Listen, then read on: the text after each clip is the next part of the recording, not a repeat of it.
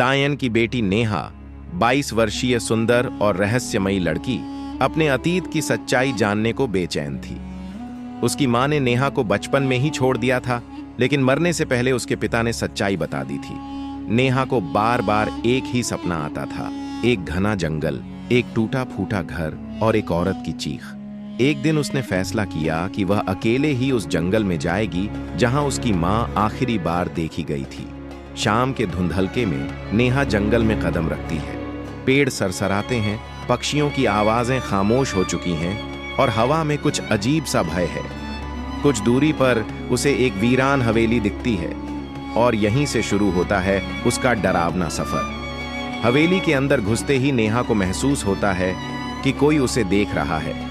अंदर अंधेरा है, दीवारों पर तंत्र मंत्र के निशान हैं। नेहा को एक पुरानी डायरी मिलती है, उसकी मां रंजना की। डायरी में लिखा है कि कैसे रंजना सिर्फ एक आयुर्वेदिक विदुषी थी, लेकिन अंधविश्वासी गांव वालों ने उसे दायन समझ लिया। डायरी में एक रहस्यमयी पंक्ति होती है, मेरी शक्ति अब तेरे भीतर है नेहा, पर इसकी कीमत चुकानी होगी। उसी वक्त हवा में सरसराहट होती है और टॉर्च बंद हो जाती है। मोमबत्ती की रोशनी में नेहा को दीवार पर एक परछाई हिलती दिखती है। डर और रोमांच एक साथ उसके रोंगटे खड़े कर देते हैं। नेहा को पहली बार अपनी मां की आत्मा की झलक मिलती है। रंजना की आत्मा उसे बताती है कि उसकी शक्ति जाग चुकी है, लेकिन इसे पूरी तरह जानने के लिए उसे एक प्राचीन मंदिर जाना होगा।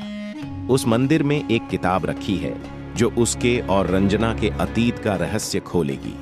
लेकिन मंदिर तक का रास्ता आसान नहीं। जंगल की आत्माएं, पुरानी बुरी शक्तियां जाग चुकी हैं। रात भर हवेली में नेहा को अजीब आवाजें, डरावने सपने और अजनबी उपस्थिति का सामना करना पड़ता है।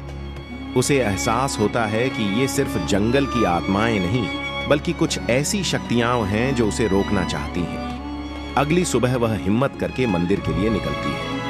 नेहा पुराने मंदिर तक पहुंचती है, लेकिन जैसे ही वह अंदर प्रवेश करती है, एक भयंकर शापित आत्मा सामने आती है। उसकी आंखें लाल, शरीर धुएं सा और उसकी चीखें वातावरण को कंपा देती हैं। नेहा को अपनी मां द्वारा सिखाया गया मंत्र याद आता है। वह साहस जुटाकर शापित आत्मा का सामना करती है। संघर्ष के बाद वह आत्मा तितर-बितर हो जाती है और नेहा पुस्तक तक पहुंच जाती है। पुस्तक में रंजना की असली कहानी मिलती है। कैसे गांव के तांत्रिकों ने उसे बदनाम किया, कैसे उसने दूसरों की मदद की और कैसे उसकी आत्मा अब भी जंगल में बंद है। नेहा गांव लौटती है और गांव वालों को मंदिर की पुस्तक और सच्चाई दिखाती है। पहले वे हंसते हैं, पर फिर घटनाएं घटती हैं। हवाओं में चीखें, मंदिर के पास बुरी आत्माओं की हरकतें और नेहा की आंखों में रंजना की छवि। गांव वाले सच मानने लगते हैं। वे एक सामूहिक प्रार्थना करते हैं जिससे रंजना की आत्मा मुक्त होती है।